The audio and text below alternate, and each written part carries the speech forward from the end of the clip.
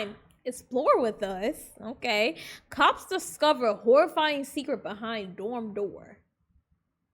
So these are a bunch of college students. Okay, this has been lurking around the internet for a couple of days, and I've been peeping, but I haven't built the momentum to sit and watch it for an hour. But today's the day. Today is the day. Okay, let's go ahead and see what happened behind those college dorm doors. Is he naked? Waistband, throws it on the ground, does a backflip, and then runs off. Oh, crack. Following the blood trail. I just want to make sure we don't have a dead body crack cut up. Oh my God! Not just any person, a 14-year-old kid. A 14-year-old? God damn it. What? When police at the University of New Mexico receive chaotic reports of a shooting, vandalism, and missing children on an otherwise quiet campus, the response pulls baffled officers in different directions. What? As they begin to suspect the incidents are all connected, one horrifying discovery plunges the night into a full-blown crisis. That's when I just started losing my mind. I was like, I couldn't believe what I did. The following is based on official police records, and some of the footage has never been seen before until now. Let me see. Please note that all persons charged with a crime are presumed innocent unless and I will determine if they're innocent or guilty, and I'm already saying guilty. Until proven guilty in a court of law. At around 1:30 a.m. With those fucking slits, I seen them. July 25th, 2025, Is that a bunny? a mother calls 911 to report a possible emergency at the University of New Mexico campus. What's going on there? So my stepson called. He has my son. He's 15. There was 3 of them playing a video game. They heard gunshots. Did they see anything, or just they weren't involved, or did they just heard it? As far as I know, my stepson says that they just heard it. But they left. Yeah, they left the room, and they didn't see my son, my biological son. What's your son's name? Michael Lamont. What is running across my screen?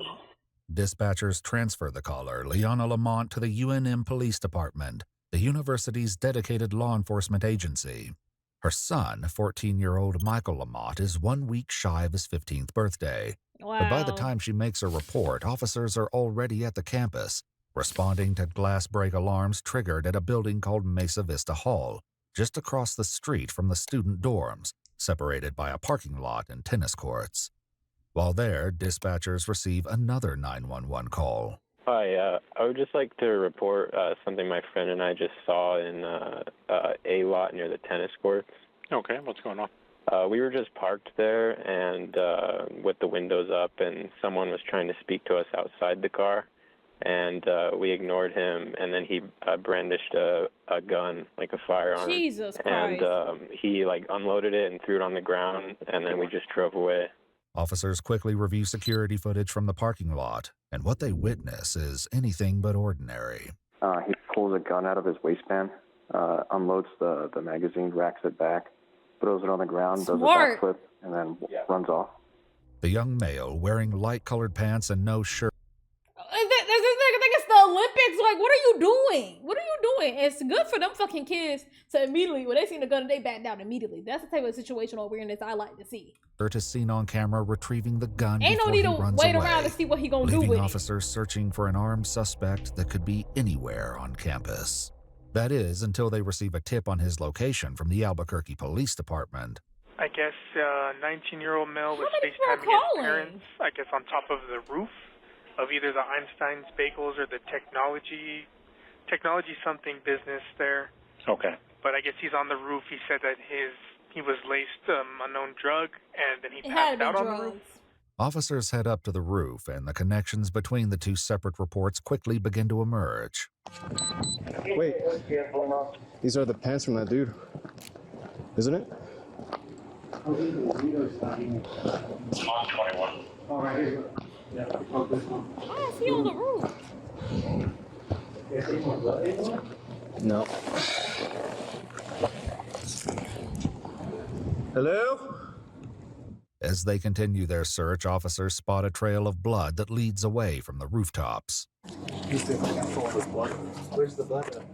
Leak down. Yeah. Well, we don't know if he's higher or lower, so. With keys is ridiculous. I hope this dude's not bleeding out, bro. It's a lot of glass you broke up. Hey, dude. Where did you see the glass go? So it's on the other side. It's on the roof. So he broke 3 windows over there. And the clothes, Sarge, look like the pants of the kid that flashed the gun. With an armed teenager still at large, possibly under the influence and likely injured, finding him as quickly as possible becomes an urgent priority. Meanwhile, Leanna's son, 14-year-old Michael Lamont, is still unaccounted for.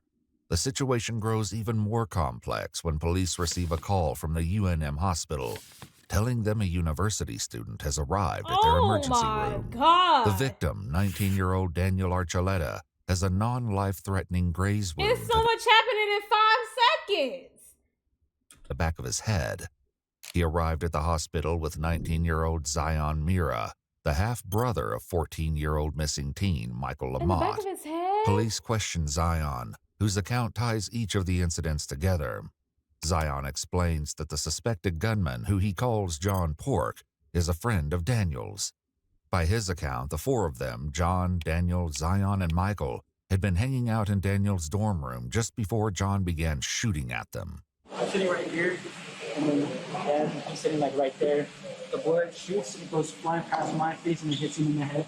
And then blood just starts going everywhere. He has someone to do with him. What was he wearing, John? He had no shirt on. He had no shirt. Did he have light blue jeans by any chance? Light blue jeans? Yeah.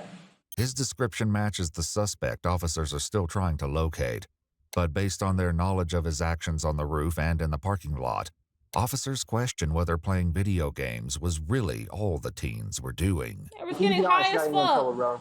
Well, when we got there, they were like kind of drinking and stuff. Bro, they all was in the dorm room getting high, drinking. I know them days. I lived those days. Anytime a gathering is happening, unless it's like a Christian event or something like that, and there's a gathering up in the door, I bet you all them college students are in them dorms getting zooted. We were drinking, smoking, weed, nothing else. But that's how their college life is. Not everybody partakes, but like, come on, like, you ain't gonna lie. I mean, he's obviously telling the truth. Okay. And then I cracked one open, and then I took a sip of it, and I placed it down, and I go to hop on the game, and then that's when everything starts going off. As soon as the shots went off, we were trying to hide under the bed or trying to get down because we didn't know what was happening, and we didn't know if he was still in the room with the gun. We were like trying to yell and stuff, and then that's when I just cracked open the window open, and then we just went looking out right there. His little brother is My little brother is still there. I don't know where he is. What is his name? His name is Michael. Police attempt to question Daniel, but he refuses to speak with officers without his parents. The sergeant on scene heads to his And that nigga cruiser could to provide speak an with a update bullet to in his his head? superiors on the situation. Boss, we got a shooting that evidently occurred here on campus, happened in one of the dorm rooms. We have a name on him. He's the one that they initially saw with the gun, remember? When I first called you to do potentially an alert. Okay, and then after that, then we had another call of a guy up on the roof calling his mom that he was drugged up. Then we went to Mesa Vista, found 3 broken windows, blood. We just got through with that one. And then now we have this that's going down. Meanwhile, after receiving no updates about her son, Leona once again calls UNM police. Yeah, when the police may help you. Hi, yes, I called about Michael Lamont. Yeah. Did you guys check the apartment? We haven't been able to yet. We're working on another person that's gone missing. What do you mean? The other person's Daniel Archuleta. He's been shot. No, this is a totally separate call from that. Okay. Are you guys going to check the apartment? As soon as There's I no get, cops here. as soon as I get someone that can go over there, I'll get them to go over there. He could be shot in the apartment, bleeding out. I'll let my sergeant know. Oh, my God. This is ridiculous. Am I breaking the violation if I try to go look myself? Girl, you should have already been in the car. Mama. No, Shamma, I'm not criticizing her, but I was just thinking right here while she was talking, and don't ask for no permission about your damn child, girl. You go. If nobody gonna get it done, you gonna get it done. Best believe. Don't nobody care about your child more than you. You better get on the road. Even if they say don't come, I need you to get the driving. No, ma'am. Liana will soon arrive at the UNM campus to look for her missing child, but she's not the only one missing her son. Cause let me tell you something. If my mama gets wind, what they talking about? She not even calling the ass. Not saying she was in the wrong, this lady, because obviously she's like hoping the campus officials to could do their jobs or whatever. But I just know my mother, she would be on that road already. She's taking them hours drives. Okay, she gonna get there. As the mother of the suspected shooter also contacts dispatch. Yes, my son's missing. They said you guys are the ones in charge of this. I've been calling around for over an hour. He said over an hour ago that he was ODing or something. He was showed a round building. I'm sorry. Is this reference to Michael? No, John Fuentes. Please let him be okay. You're okay, good. Please let him be okay, good. Please let him be okay. Girl, your son While over here Zion killing initially niggas, bro. provided the name John Pork, the suspected shooter is confirmed to be 18-year-old John Fuentes, who's not a student at the university. UNM police follow the blood trails that lead away from the roof in an attempt to find John, who may need urgent medical attention. Following the blood trail. You see how it's kind of moving in this direction, like almost little teardrops? Hey. Yeah. Who? Well, I saw him on the roof, like screaming. Goes into the grass. It's kind of scary. Where does it go from here? Let's Where is it going, dude?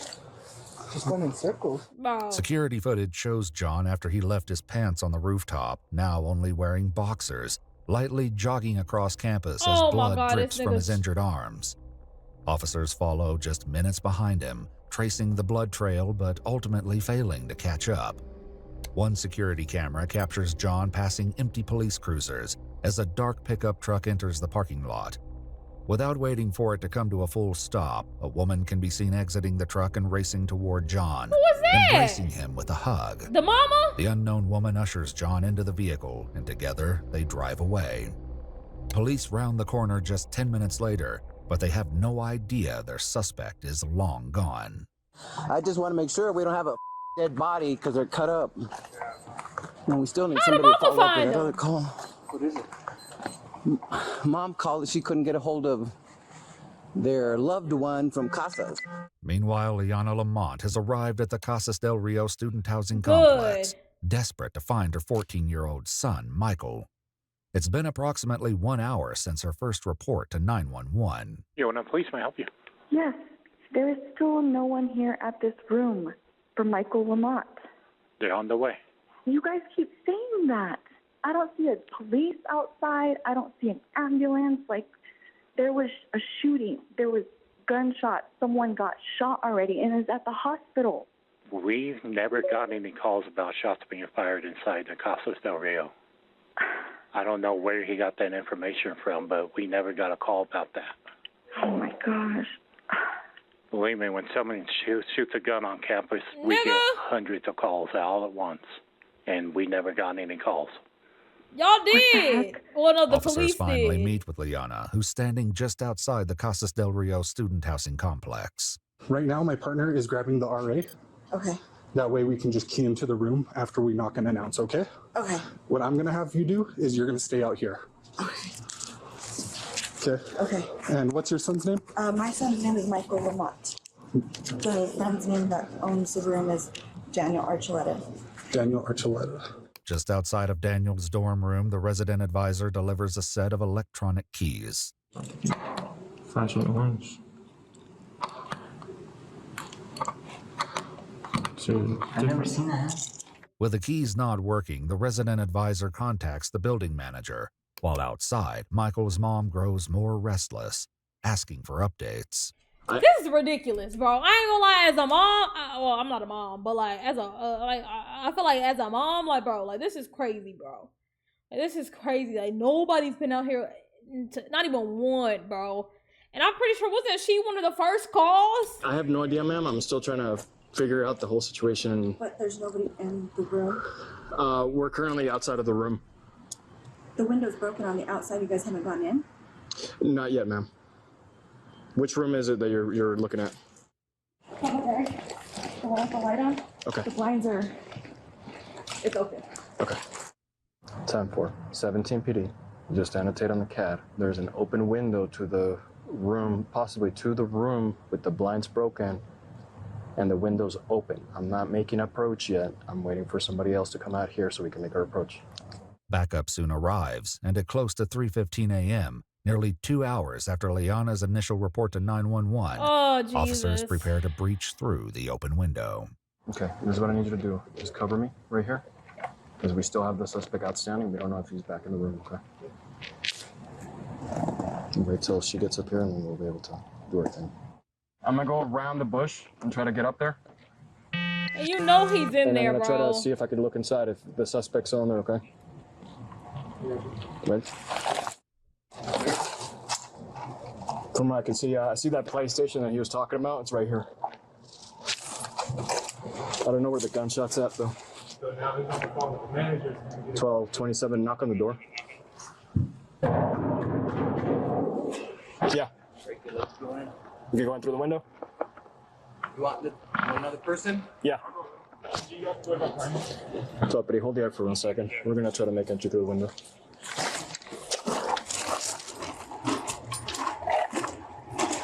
Police department, if there's anybody inside, make your presence known. This is the police department. If there's anybody inside of this room, 117, make your presence known. Met with only silence, they cautiously head in, wholly unprepared for the horrifying discovery that awaits them. Ready?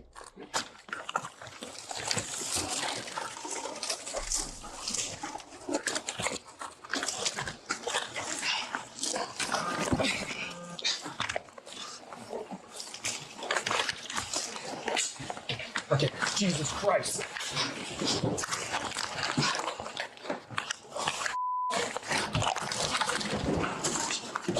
Start 43, start 43. I have a male on the ground. Gunshot wound. Bro, and who knows how long it would have taken if she never got her ass up and went down to that school, bro. Hold this door and direct them. Yep. Hey. Dude. 10-4, heal up 117. GSW, head back of the head. Looks 10-7.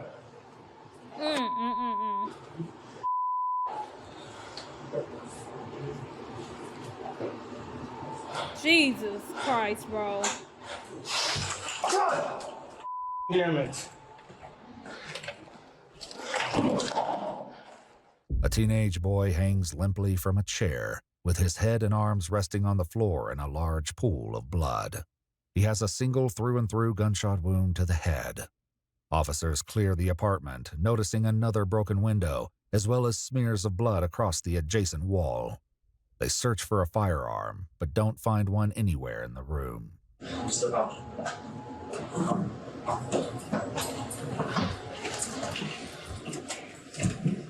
Nobody comes in. That way or this way? This is all closed off. If this is subject number 3, we're missing subject number 4 that was observed on cameras. A sergeant quickly arrives and attempts to get up to speed on the current situation. From what I could tell from the CAD, kid called mom saying there's a gunshot, something. Mom couldn't reach him. Mom showed up. Is there anybody in there? No, we're all busy. Here, I can take you. Somebody outside just to keep the window from somebody peeking in. Alright, where are the... Are you sure he's not breathing?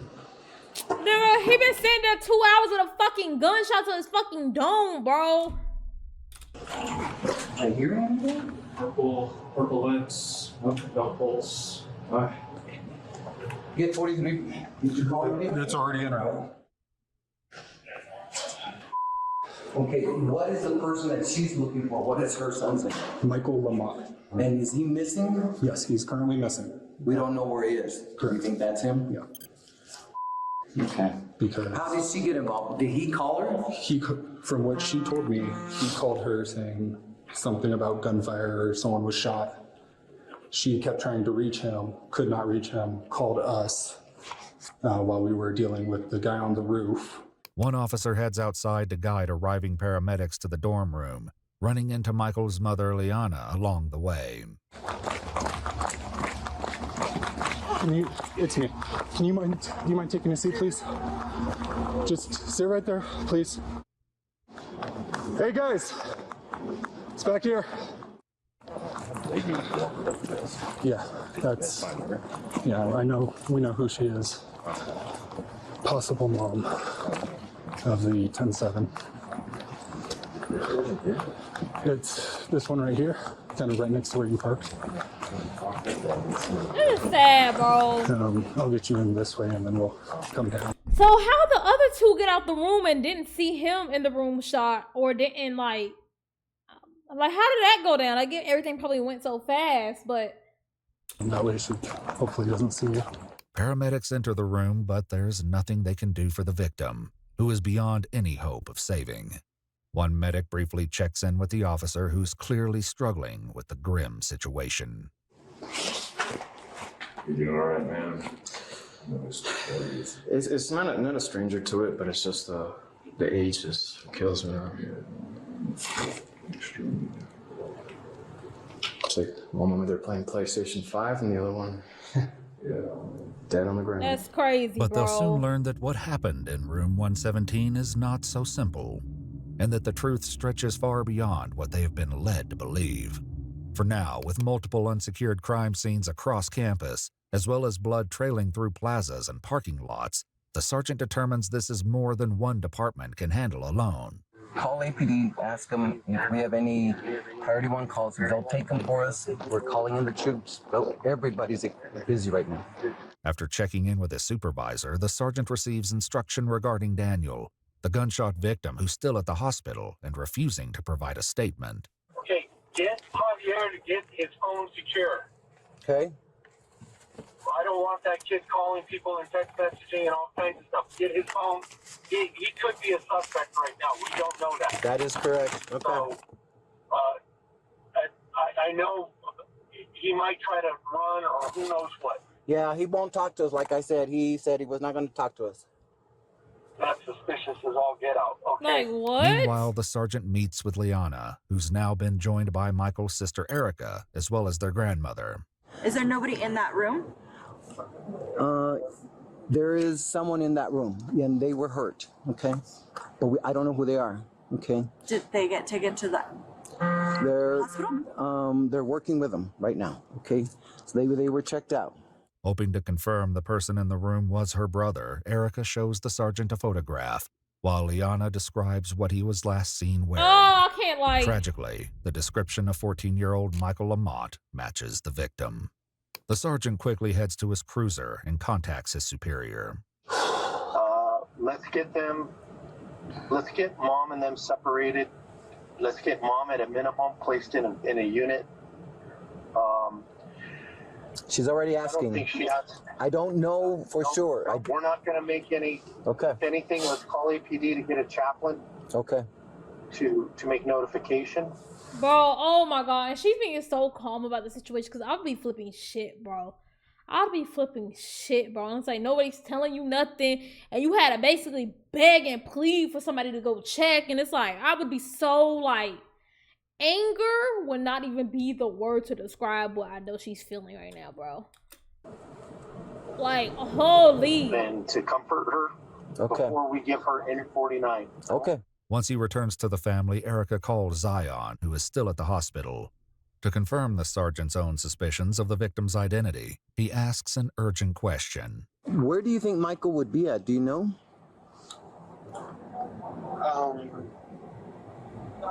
They just confirmed his death. What? Yeah. Michael? Yeah. PD 125. Who told you that? He's at the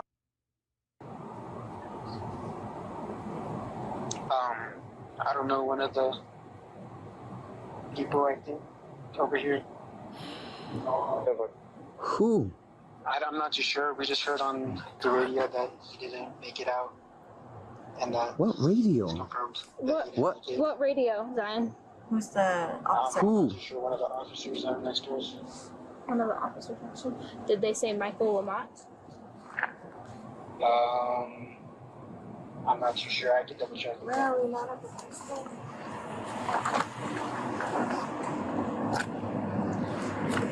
Sam 3 to unit, secure your radios. We're overhearing stuff. The family is then separated as the sergeant Well, I know they just heard that. You walk 5 steps away. I know they heard that. in a cruiser and gives her no confirmation of her son's condition. Tell her. Meanwhile, as the sun rises and students begin waking up, the University of New Mexico campus is placed on lockdown.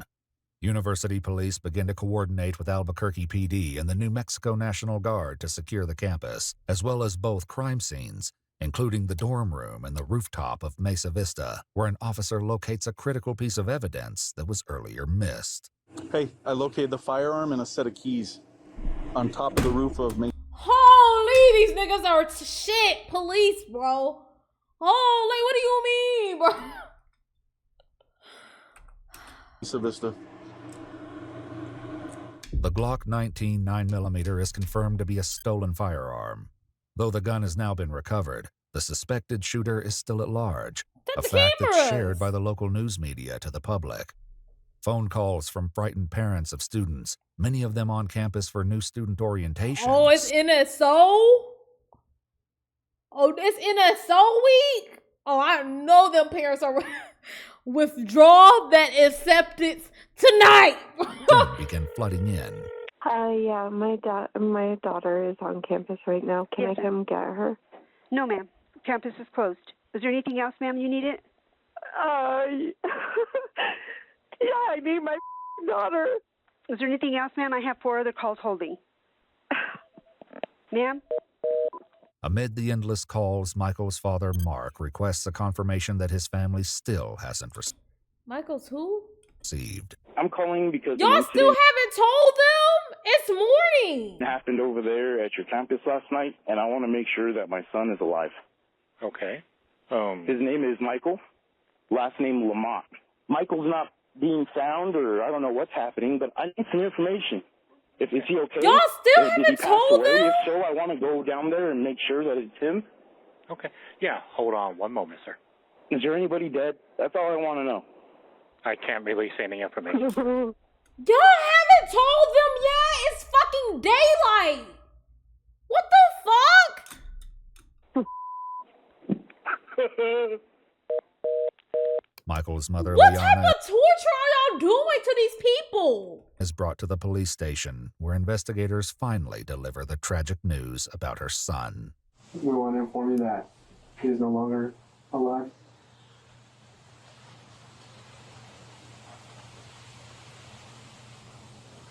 I know it's a lot that's going on right now, especially after hearing that. Just, we want to talk to you once you process everything. I know it might take you a minute. Yeah. Take all the time you need. I think he'll be okay.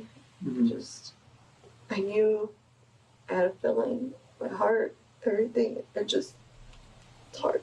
Yeah. I believe her, bro. I believe her. Like, she knew. Like, I feel like she's already been processing it. Like, come on. Like, she knew, bro, by now. Like, they didn't, like, obviously you want, like, direct, like, yeah, he's dead.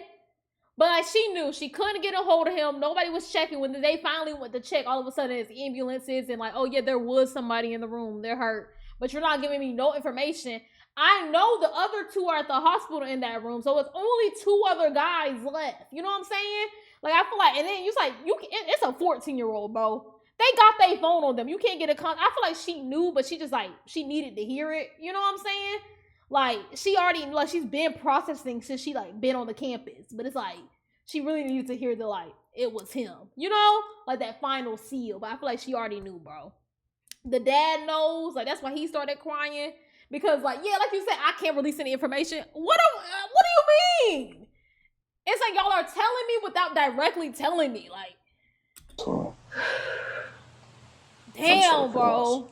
The heartbreaking confirmation is shared with Michael's big sister, Erica, who quickly becomes inconsolable. They confirmed. They confirmed. It's baby girl, it's Michael. No. In the building? In the building. No. Oh my god. Oh, I'm not gonna cry. Oh god.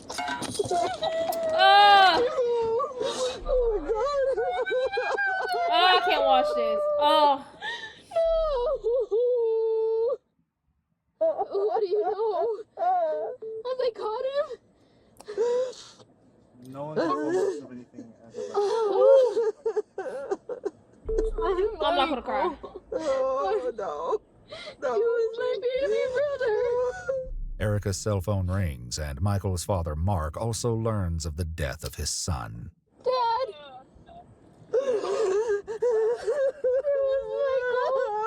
That was Michael? Dad!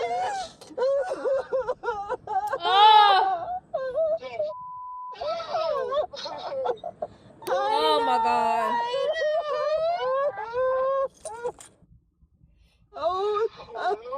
Was he there? I don't know what he was doing. Okay. All right. To provide the grieving family with more comfort, the officer moves the cruiser into the shade and out of the heat. When can we see him? You're not gonna Hold want on. to see him. You're not gonna want to I'm see tearing him. up a little bit. Hold on. I want to see his hand. I want to see something. Oh, Jesus. No, you don't want the memory. You don't want that memory. You don't want it. Where did you shoot him? His head. Oh. You're not gonna see him. No, I will not let you. I know.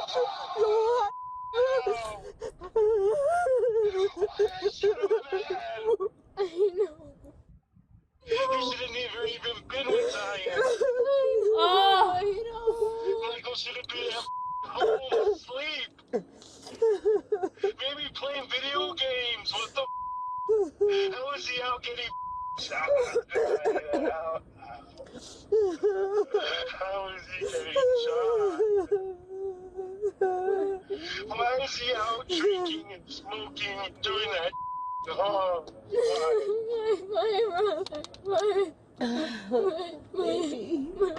With the shooter, John Fuentes, still at large, investigators with the New Super Mexico heavy. State Police begin the Super challenging heavy. task of uncovering the truth of what happened in the dorm room.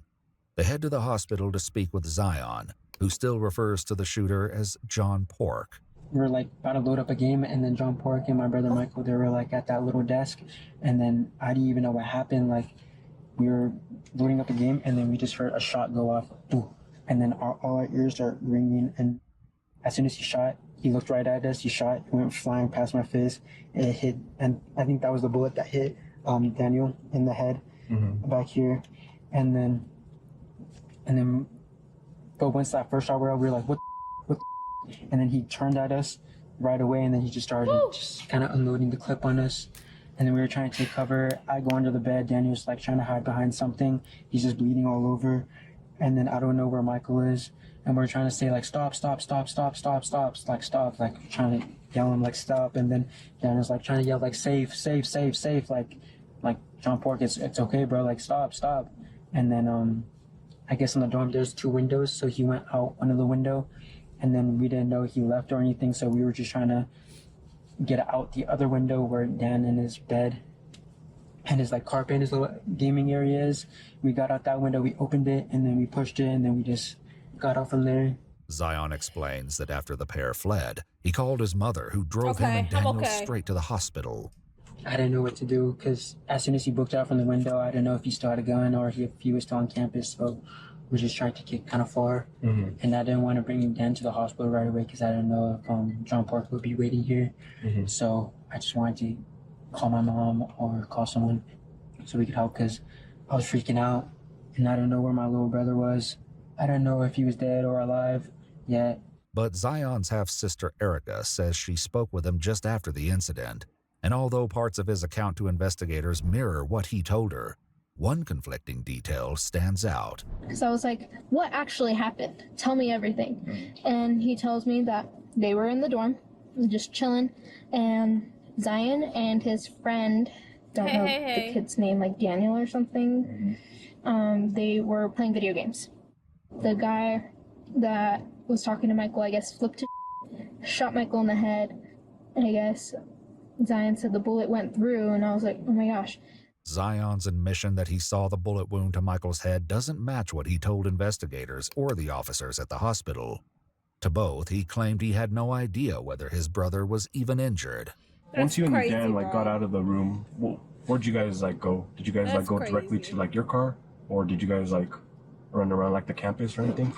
We didn't know if we should go back, or stuff like that. And then we just But hopped why in our are car you and we just lying left. about that? Security footage, however, would tell a completely different story. Lying? At 12:09 a.m., Daniel and Zion can be seen running away from the dorms. They appear to then calmly walk back and forth, almost as if deciding whether or not to return. After several minutes, Zion points towards the parking lot, but Daniel grabs him by the shoulders and gestures toward the dorms. The two appear to be engaged in some sort of discussion before they ultimately head back toward the room. When they're seen again several minutes later, Daniel is now carrying a bag in his hand, and Zion is wearing what appears to be a dark backpack. What? Erica volunteers information to investigators that suggests her half-brother may have something to hide. Is that whatever what is it, drugs? You got something illegal? Your brother is dead in the room. And y'all didn't talk to police. Y'all didn't let nobody know he was in there y'all didn't even let them know he was in there. Y'all were like, oh, we don't know where he's at. Y'all knew he was in there, bro. Once you got out, why couldn't you just call for help and say, he got shot? It don't matter what the fuck y'all got. Unless y'all killed him. And, okay. Zion does have a gun. Okay. Does he usually carry? Is he usually armed? Sometimes he'll keep it in his backpack. Based on the footage, investigators believe that Zion and Daniel returned to the room where Michael was either dead or dying and took evidence or items of importance. But as the firearm suspected to have been used to shoot Michael has been recovered from the roof, investigators are left to question what exactly it was they may have taken. I know Zion carries the gun because he sells, I think, weed or Nick. I don't know. He traps or something. I don't know what it's called, but According to investigators, traps is street slang referring to selling illegal drugs, and can also refer to a specific place where illegal drugs are manufactured or sold. He sells weed and what? nicotine, like vape. Okay. So he carries a gun because he's kind of dealing in that stuff? Yes. Okay. Zion made no mention of this to investigators, but did admit that John had been using a You care more about saving your own ass than your dead brother. You watch your brother get shot, and all you give a fuck about is saving your own. You were sick, bro. illicit substances before the shooting took place. He had a little. Mind you, your brother was only there because of you, bro. Do you think he was under the influence of it? Yeah, probably. Because then I kind of assumed, because then he was profusely sweating a lot, he had sweat all over his face, on his nose, and that's crazy. Just sweat droplets. I don't know. Okay. When it comes to the firearm, however, Zion shares no information about where it came from, or suggests any possibility that it may be his. Did your mom know that Zion had handguns and weapons? No, my mom does not know at all. What about your dad? I'm the only person that knows. And you haven't told anyone? No. Michael and Zion's father, Mark, tells investigators that he has a restraining order due to an unrelated domestic issue and hasn't been around either of his boys in months. While he may not have been aware that Zion had handguns, he shares knowledge of other illegal I'm just thinking habits. about that little boy, If bro. he's kind of hanging with Big Brother, then I'm assuming that if Big Brother uses alcohol and weed, he's using it. Yeah. Do you That's know exactly why I was just up here. I was just thinking he's only there. He was only in that situation because he was trying to follow behind his own brother who went back into the room after escape. It's one thing if you escaped and it's I don't know where he's at. Where's my brother? I don't know. You know what I'm saying? But you had to get out of there first because they were shooting. It's one thing of that.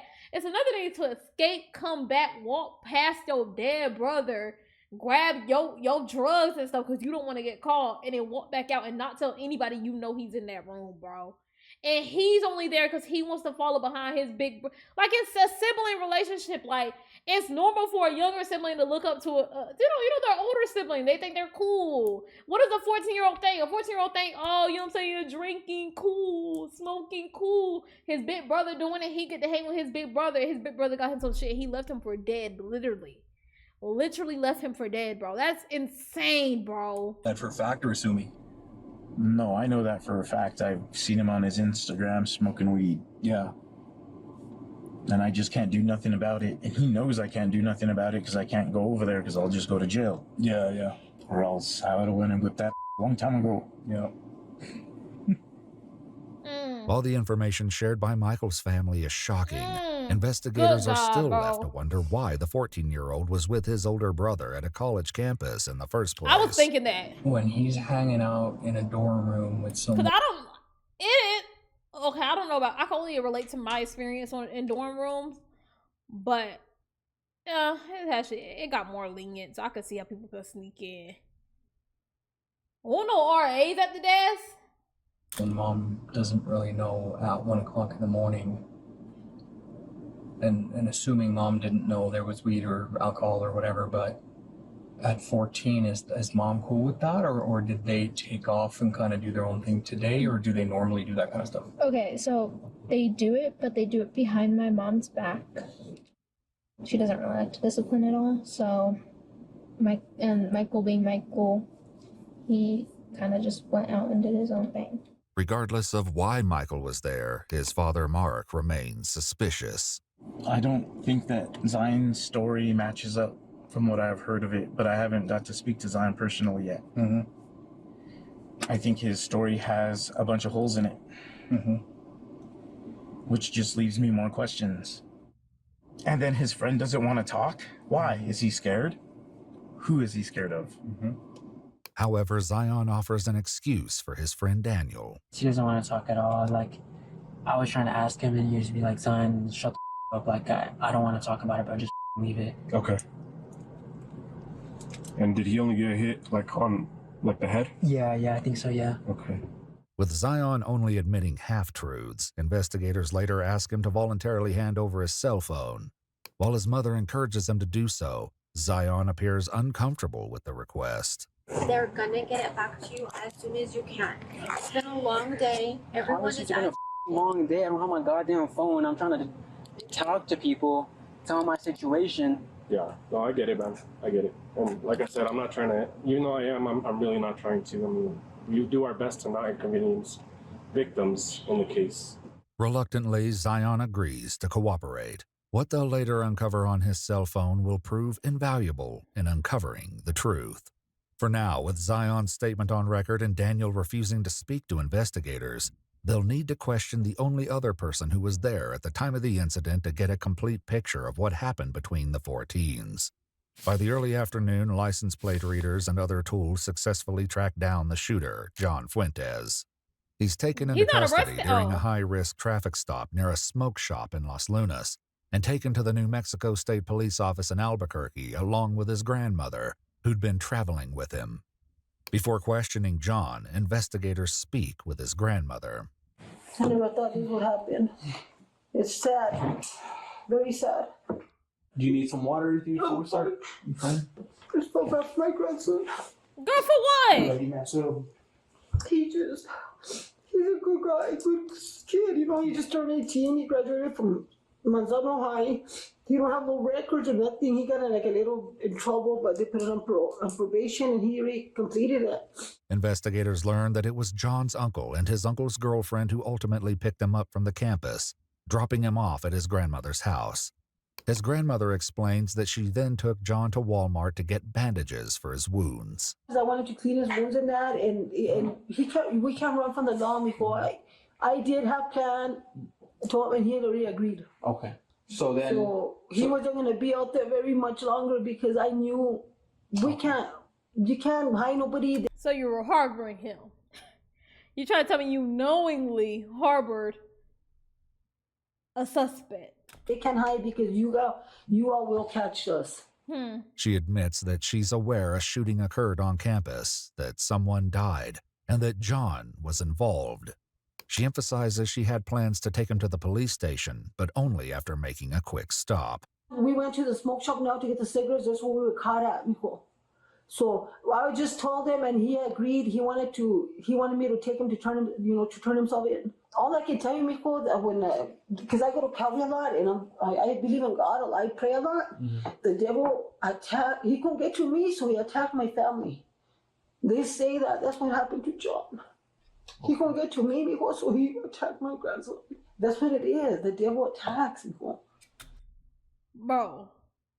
And I feel bad because, if it's him where that boy's gone, I feel bad for their parent, that boy's parent. I was just about to say, bro, you think your family gives a fuck about what that family gives a fuck? Your grandson is the devil himself, bro. I was just thinking that, bro. I was just thinking, like, the family probably thinks your fucking grandson is the devil himself, bro. Everybody that got hurt because I'm hurting for John.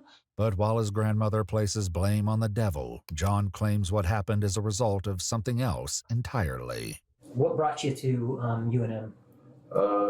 Usually I just go hang out at Daniel's dorm, and he's like, let's take, acid tabs. Like, he wanted to take it with some cocaine, and Zion brought more cocaine so we could try it. Me and Daniel took like a thing of acid, and then I remember Daniel was peer pressuring me, take another line, and I remember to the point where I couldn't even think. I remember I just remember blacking out, and then I remember whenever I was on top of the roof, I just remember I had Zion's Glock 19 on me, and I was just like out of it. I didn't even know where the heck I was at. I remember I kept calling my dad. I was like, I think I got laced or something. I was like, I'm on top of the roof on UNM. I was like, I think I just shot 2 people. I'm like, I'm losing my mind. No, he was trying to call his Uncle Steven, and he was calling my son uncle instead of telling him dad. He didn't even know who he was calling, so he wasn't right in the mind. And all he says is that they took acid. They had been drinking. They took acid. That's all he says. And he remembers jumping out of a window. He don't remember. He blacked out. He don't know nothing else. So I don't know what happened from there. Maybe you all can get him to remember more. But he don't come out of the same story, and all he does is cry, like he's ripped inside, man. It's bad. As John appears to struggle with his memory, he recalls one key detail that may soon resolve an unanswered question. I didn't even bring a gun, like, at all. Like, none of those guns were even mine. That 19X, that was Dan's, and then that 19 was Zion's. I remember I just came to just chill for the last days of him being at UNM. I don't know if there's like fentanyl in that. I don't know, bro. John has now mentioned the presence of 2 firearms, and while one was recovered from the roof, a second gun hasn't been found. So do you remember at like what point, at what point did like the guns get brought out, like while you guys were hanging out? As soon as we started hanging out. Like Dan and Zion have just had their guns out? Yeah. Or how did that go? They just have their guns out, yeah. Mm-hmm. Is that like a regular thing? Like, does that happen every time you guys like hang out in like a private area like that? Pretty much. This raises the possibility that Zion and Daniel may have collected the second gun when they went back to the dorm following the shooting. But based on John's next comments, that might not have been all that was taken. Let me ask you this, man. The acid and the cocaine, what are they going to be in? Like, are they going to be in containers? Are they going to be in baggies? Are they going to acid is in a little baggie. Zion, I remember he said he just picked up all kinds of coke from somebody. I don't even know who the who. Mm-hmm. But it was like a big old baggie, I don't know, of his. Mm-hmm. And then the little acid. I don't even know where the hell he got that from. After searching the dorm, investigators found suspected acid tablets, 1 to 2 baggies containing a white powdery substance, a line of powder along with a credit card, and 2 rolled up $100 bills. The large bag that John described was not located. According to police records, investigators believe this large bag was likely taken by Zion or Daniel when they returned to the room. Ring camera footage showed the teens arriving at Zion's mother's house at 1:55 a.m. Notably, neither are carrying the 2 bags.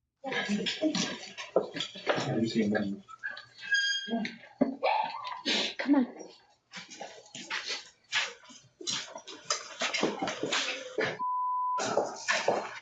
Since the teens were captured on camera leaving the campus at 12:19 a.m., this means over an hour had passed between the time they left and when they arrived at the house, which is less than a quarter of a mile away from the campus.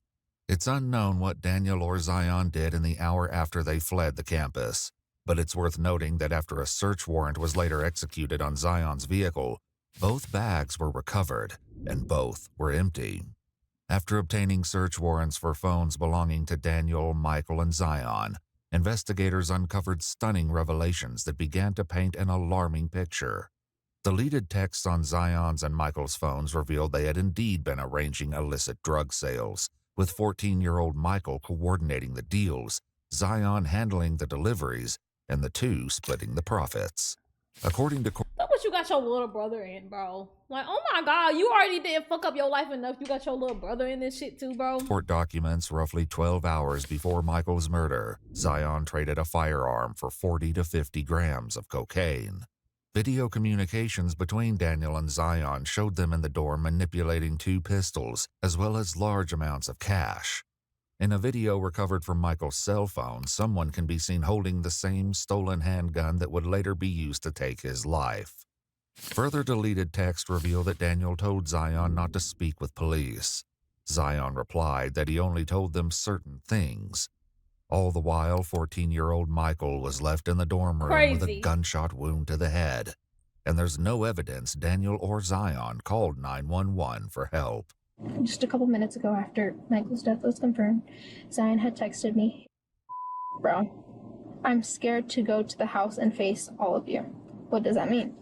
Nothing, I'm just scared to go to the house and face your mom, Erica. Erica interprets the text as Zion not wanting to face the family because he influenced Michael and ultimately brought him to the campus where he was killed. But for John, he still faces disbelief over the entire situation. I remember my Holy mom went to go headache, peep out the bro. scene, and then she tells me the whole news is there, and that she looked on the news, and one's injured and one's deceased, and that's when I just started losing my mind. I was like, I couldn't believe what I did. While John's grandmother recalls hearing on the news that one person had died, the confirmation of the victim's age delivers a stunning shock. So, yes, there was a person that died. Not just any person, a 14-year-old kid. A 14-year-old? So there was a boy that died, got killed. And the reason I ask is because your grandson was there last night. And your grandson was present at that time during that whole incident. Who else died, Ito? There was just one person that died. One person, any other ones? The other one was injured, yes. So it's important that we get more information from you. And I don't know if you're holding back information, but I'm not holding back. your grandson was involved in a pretty serious incident last night into the morning. Okay? People died. He left. Obviously, what you're telling us is that he went home, he started crying, said, "Oh God." Nobody in their right mind, I can tell you this for right now, nobody in their right mind is going to cry over acid and being high on acid. Where he's feeling the guilt is he knows what he did last night. Oh, Okay? I just can't And believe that's they where left we're that at boy right in now. there. So, did he ever disclose to you that he killed anybody? No. No. Influenced and grooming that boy into being this type of person and living this type of life, and just left him there to die, bro. Left him there to die, bro. I'm trying to tell y'all, even if your family's with you in the streets don't love you, bro. Oh, no. Okay. As for John, he remains uncertain Crazy. that he was even the one who pulled the trigger. I just remember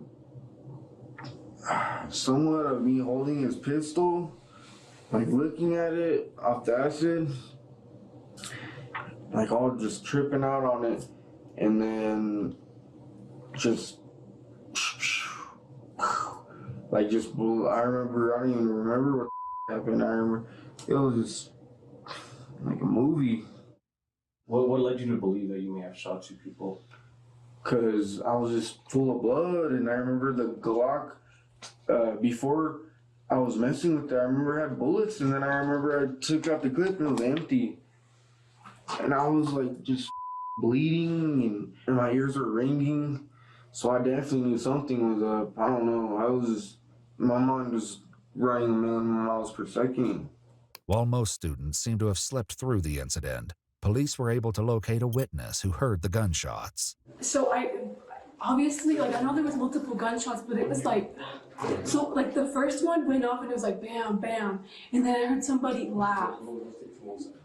I heard like a guy laugh, and it was like a deep voice. After that, I heard like some muffling noise, like muffled noise, I mean. And then after like a few seconds, I heard like the shots again, like bam, bam, bam. Please. But that time it was like complete silence. And then I heard like some muffled noise, like guys speaking, two guys speaking. Please. But that's it. But one question continues to puzzle investigators. If the four teens were simply hanging out and partying, as John admits they'd done on more than one occasion, what happened this time that was different? Do you remember like getting into like an argument or a fight with Dan or Zion or Zion's brother? No. I just remember us sitting there. They were watching like a Gordon Ramsay, like how the cocaine is like made from like the cocoa leaves. And they were watching some like interesting whatever. When Gordon Ramsay making cocaine videos? And then What? that's whenever we're like, oh, Dan was like, you guys gotta take some more now. Here, take some more. Come on, Zion. Telling his little brother, come on. That's whenever I just blacked out, I think. We could have been arguing. I mean, that's why I was almost like, you could ask what is it? His little brother or something. John's suggestion that they ask Zion's little brother is startling, revealing he has no idea the young boy is the one who was killed. Do you know who's injured or who's deceased? No, I don't. Well, what would you guess? I'm pretty sure Daniel's deceased and Zion's injured. Okay. I'm pretty sure. What leads you to what leads you to think that like them versus somebody else, or why one's dead and the other one's injured? Because his brother wasn't really in the way. His brother was just kind of out there. Just got pulled out there by his brother, bro. Zion, they're both. I mean, every time we hang out, they're right there. And I don't think I would have shot his little brother. His little brother was always just out of the way. He's not really. He kind of just like the side character. Do you want us to tell you who was injured? Yeah. I mean, I'm asking you. Do you want to know? Yeah. Okay.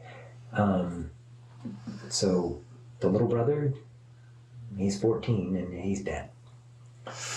What? And then Dan was injured, but not seriously. Zion was not. What? How must have blocked? Oh, what the? I'm sorry.